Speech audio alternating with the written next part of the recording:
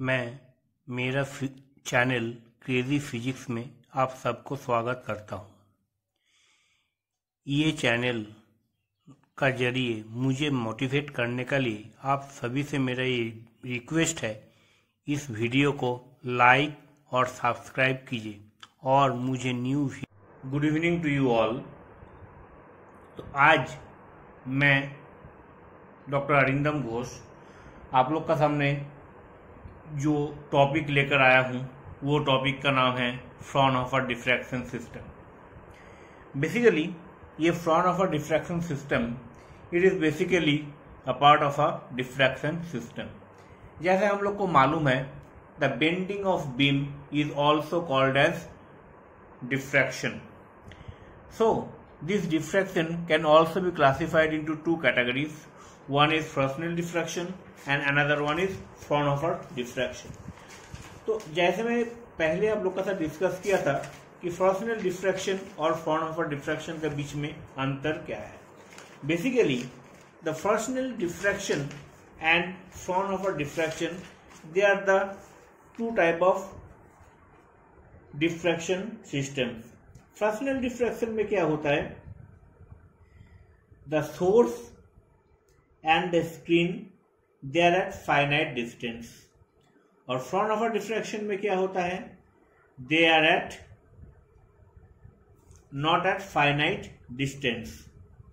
यहाँ पर क्या होता है कि जब कोई सोर्स और स्क्रीन जब एक दूसरे का साथ रहता है, एक दूसरे का पास रहता है, तो यहाँ पर मुझे कोई लेंस का यूज करने का जरूरत नहीं पड़ता। लेकिन यहाँ पर क्या होता है, we have to use a convex lens in order to focus the source light। Third case क्या है, the phase of the secondary waves is not same in all points, whereas the incident wavefront is plane and therefore the secondary wave originating from an unexposed part of wave। तो यहाँ पर आपको एक ही चीज ध्यान में रखना है इस चीज को समझने के लिए कि फ्रेस्नेल एंड फ्रॉनहोफर डिफ्रैक्शन में अंतर क्या है। फ्रेस्नेल डिफ्रैक्शन में सोर्स स्क्रीन फाइनाइट डिस्टेंस में रहता है और ये इनफाइनाइट डिस्टेंस में रहता है। तो इस चीज को, इसी बेसिक कॉन्सेप्ट को लेते हुए हम लोग आगे बढ़ रहे हैं। तो जैसे मैं आपको पहले बोला, फ्रॉनहोफर डिफ्रैक्शन ये जो चीज है, फ्रॉनहोफर डिफ्रैक्शन में क्या होता है, this is the source, it is also coming from a infinite. यहाँ पर क्या होता है, we are adjusting a lens. यहाँ पर मैं एक लेंस लगाऊंगा, लेंस लगाकर मुझे क्या होगा, I am going to get a parallel beam of light. और ये चीज क्या है, then it is incidenting on a single slit. सबसे पहले मैं आप लोग का सिंगल स्लिट के बारे में डिस्कस कर रहा हूँ, और ये इसको यंग्स सिंगल स्लिट एक्सपेरिमेंट भी बोला जाता है। और ये यंग सिंगल स्लिट एक्सपेरिमेंट को समझकर इसको सिंगल स्लिट और डबल स्लिट एक्सपेरिमेंट और एन स्लिट एक्सपेरिमेंट के जरिए हम लोग आगे बहुत सारे डेरिवेशंस करेंगे। तो आज आप लोग का साथ में जो टॉपिक लेकर आया हूं वो है यंग सिंगल स्लिट एक्सपेरिमेंट। तो ये जो चीज है, आज मैं यंग सिंगल स्लिट एक्सपेरिमेंट को एक्सप्लेन नहीं करने जा रहा हूँ।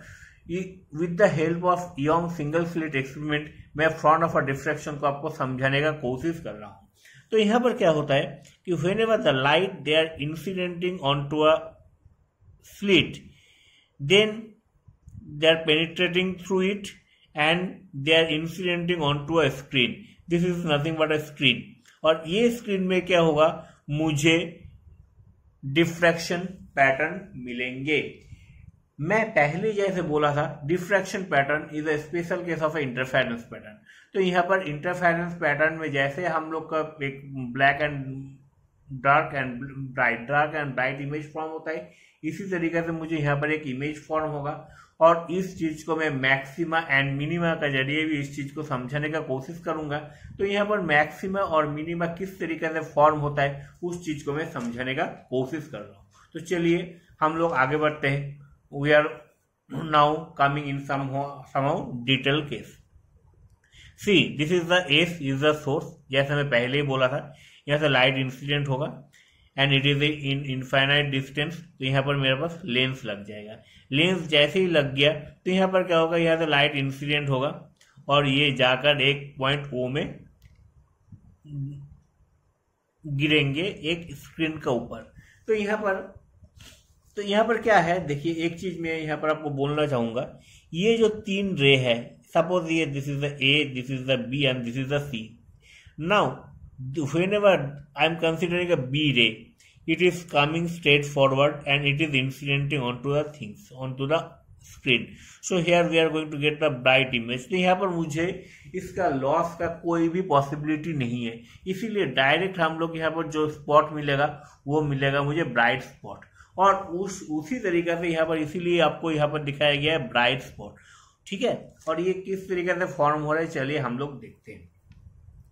यहाँ पर क्या है, and W1 is the slit with, इसका जो विथ है, ये विथ को मैं किससे डिनोट किया, ए से डिनोट किया।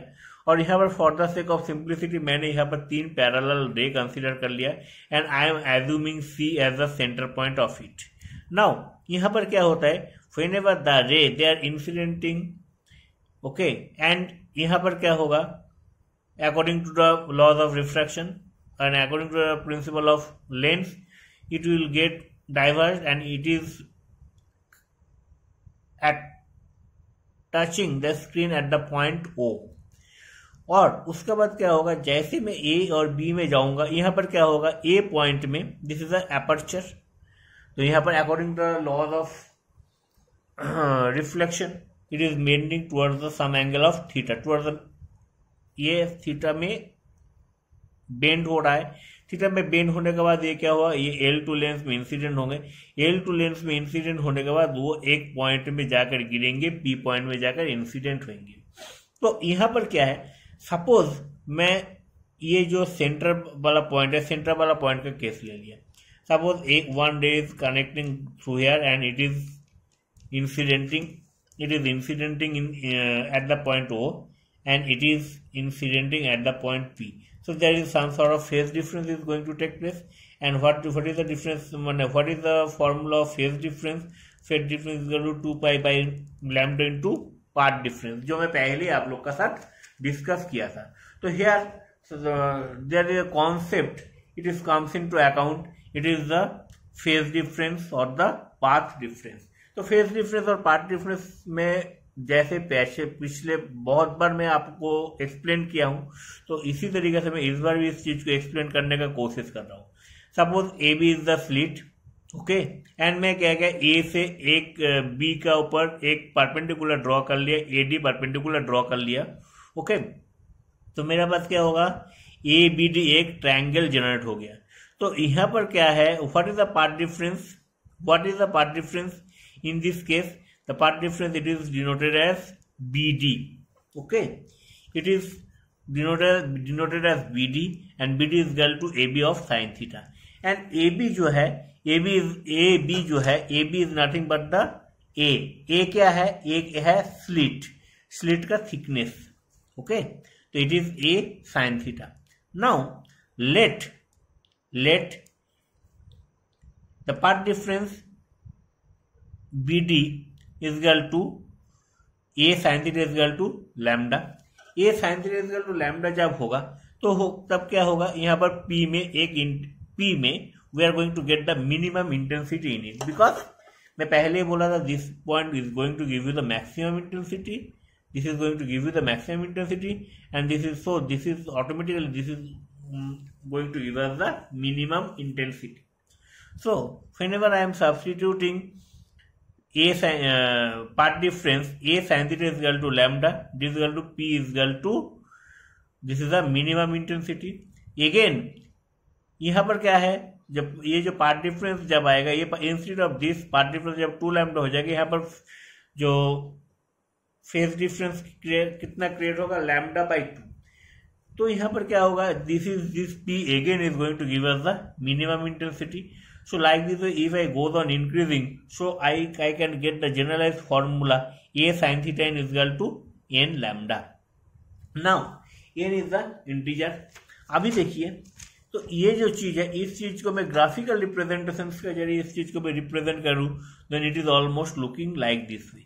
यहाँ पर एक चीज हम लोग को ध्यान में रखना है, n is the integer, it could be 0, 1, 2, 3, 4 and it goes on increasing. तो n is equal to जब 0 हो जाएगा तो क्या हो जाएगा, we are going to get the maximum value. That means this is going to give us the maximum value. Now n is equal to 1, so we are going to get the pi by n. Okay, suppose I am considering a first case.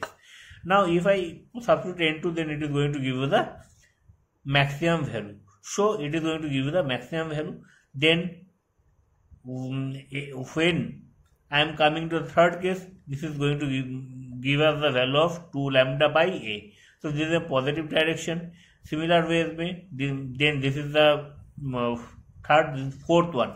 That means in first case, second, fourth, sixth, all of them I am going to get the maximum value. Okay, and 1, 3, 5 I am going to get the minimum value. So then this is in positive direction, as well as we are going through in negative direction. तो ये negative direction में गया तो क्या होगा, जैसे हम लोग प्लस डायरेक्शन में देखें, इसी तरीके से हम लोग नेगेटिव डायरेक्शन में भी हम लोग इस चीज को देख सकते हैं. और इसी तरीके से हम लोग का पास जो है, we are going to get the plot like this way. We want to get the maxima and minima graph like this way. And इसी चीज को मैं यहाँ पर रिप्रेजेंट कर सकता हूँ. This bright one, it is also going to give you the maximum value, and this is going to give you the minimum value. Like this way it goes on increasing. So this is all about the Fraunhofer diffraction. तो ये concept को आप अच्छी तरीके से समझ लीजिए, इसका नोट्स तैयार कर लीजिए. तो सेकेंड लेक्चर में, मेरा नेक्स्ट लेक्चर में आप लोग का साथ जो टॉपिक लेकर आऊंगा वो टॉपिक है सिंगल स्लिट एक्सपेरिमेंट. तो ये लेक्चर को बहुत अच्छी तरीके से समझिए, नहीं तो आपको आगे का लेक्चर समझ में नहीं आएंगे. I think all of you have enjoyed the lecture and be prepare for the notes and get mentally prepared for the test also. Okay, till then, bye, have a nice day.